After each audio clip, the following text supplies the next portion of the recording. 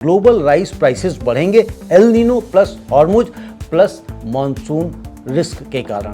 तो दोस्तों, global rice markets में अनसर्टेनिटी बरकरार है। ईरान कॉन्फ्लिक्ट ने क्रूड ऑयल, नेचुरल गैस और फर्टिलाइजर्स जैसे एग्रीकल्चरल इनपुट्स का फ्लो डिस्टर्ब किया है। एनर्जी प्राइसेस बढ़ने से एशिया के राइस प्रोड्यूसर्स की प्रोडक्शन और ट्रांसपोर्ट कॉस्ट बढ़ गई हैं। मेजर प्रोड्यूसिंग कंट्रीज की जैसे हम इंडिया, थाईलैंड, वियतनाम, पाकिस्तान के किसान फर्टिलाइजर एप्लीकेशन कम कर रहे हैं, इरिगेशन कट बैक कर रहे हैं। दोस्तों, 61% चांस है कि एल नीनो मई से जुलाई के बीच में इमर्ज करे और ईयर एंड तक जारी रहे। इंटरनेशनल रिसर्च इंस्टीट्यूट ने यह प्रोबेबिलिटी 72 से 80% तक बताई है।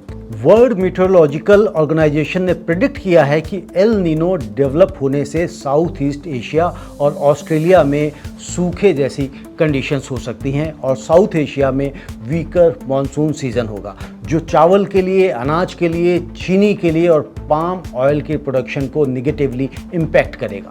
थाईलैंड के किसान का कहना है कि फर्टिलाइजर प्राइसेस 1000 से 1200 बाट पर बैग पहुंच गई हैं, जो पहले 850 थी उनका, लेकिन इस्तेमाल आधा करना पड़ रहा है। फिलीपींस दुनिया का सबसे बड़ा राइस इंपोर्टर है और वह फेस कर रहा है क्रिटिकल सिचुएशन। IRDF की एग्जीक्यूटिव डायरेक्टर ने कहा है कि कुछ किसान कह रहे हैं कि वो फसल नहीं लगाएंगे या फिर वो फर्टिलाइजर रिड्यूस करेंगे और ऐसी कंडीशन में क्या होगा कि प्रोडक्शन कम होगी। फिलीपींस की आउटपुट 19 से 20 मिलियन टन से 6 मिलियन टन तक नीचे आ सकती है। वर्ल्ड बैंक के अनुसार ग्लोबल कमोडिटी प्राइसेस 2026 में 16% बढ़ने का फोरकास्ट है और 2022 के बाद पहली एनुअल इंक्रीज। एनर्जी प्राइसेस की अगर हम बात करें तो एनर्जी प्राइसेस 24% और फर्टिलाइजर प्राइसेस 31% तक चढ़ने का प्रोजेक्शन दिया जा रहा है। तो दोस्तों, यहाँ पे 3 फोर्सेस एक साथ काम कर रही हैं और तीनों राइस प्राइसेस को ऊपर की तरफ धकेल रही हैं। पहली फोर्स है हॉर्मुज। अगर हॉर्मुज खुल भी जाता है तब भी फर्टिलाइजर जो महंगी हो गई हैं वो अभी कुछ महीने महंगी ही रहेंगी और उसकी वजह से जो क्रॉप्स में फर्टिलाइजर्स गई हैं तो उसका यील्ड इम्पैक्ट आने वाले महीनों में दिखेगा। और दूसरी फोर्स है एल नीनो का मॉनसून पर असर। El Nino typically south east में वीकर मॉनसून लाता है। ORF मिडिल ईस्ट के रिसर्चर्स ने कहा है कि यह looming El Nino conflict induced trade restrictions के साथ कोइंसाइड कर रहा है, एक परफेक्ट स्टॉर्म बन सकता है। इंडिया में खरीफ पैडी जो जुलाई से नवंबर में होता है, इसके लिए मॉनसून क्रिटिकल है। अगर मॉनसून कमजोर रहा तो इंडिया की प्रोडक्शन भी हिट होगी। और तीसरी फोर्स है एक्सपोर्ट रिस्ट्रिक्शंस का डर।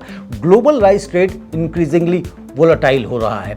एक्सपोर्ट रिस्ट्रिक्शंस यानी कि क्लाइमेट शॉक्स और जियोपॉलिटिकल डिसरप्शंस की वजह से ऐसा महसूस किया जा रहा है। इंडिया के इंटरमिटेंट एक्सपोर्ट्स बैन ने ग्लोबल सप्लाई चेन्स में अनसर्टेनिटी बढ़ाई है। जब बायर्स को डर रहता है कि इंडिया फिर बैन लगा सकता है तो वो पहले से ज़्यादा स्टॉक करते हैं, जिससे डिमांड सर्ज होती है और प्राइसेस और ऊपर जाती हैं। अब इसका बाजार पर क्या असर पड़ेगा वह भी समझना जरूरी है। तो IRDF के एक एनालिस्ट ने कहा है कि 2026 के अंत तक ग्लोबल मार्केट में टाइटर अवेलेबिलिटी, राइजिंग एक्सपोर्ट रिस्ट्रिक्शंस और शार्पर प्राइस वोलेटिलिटी आ सकती है। इसका डिस्प्रोपोर्शनेट असर अफ्रीका और पार्ट्स ऑफ एशिया पर होगा जहां राइस डाइटरी स्टेपल है। यानी जो राइस अभी $335 पर मीट्रिक टन है वो साल के अंत तक 400 से $450 भी जा सकता है। बासमती जो $1000 पर मीट्रिक टन है वो 1100 से 1200 तक वापस जा सकता है। लेकिन इसका फायदा भारत को तभी मिलेगा जब उसके एक्सपोर्ट के रास्ते खुले हों।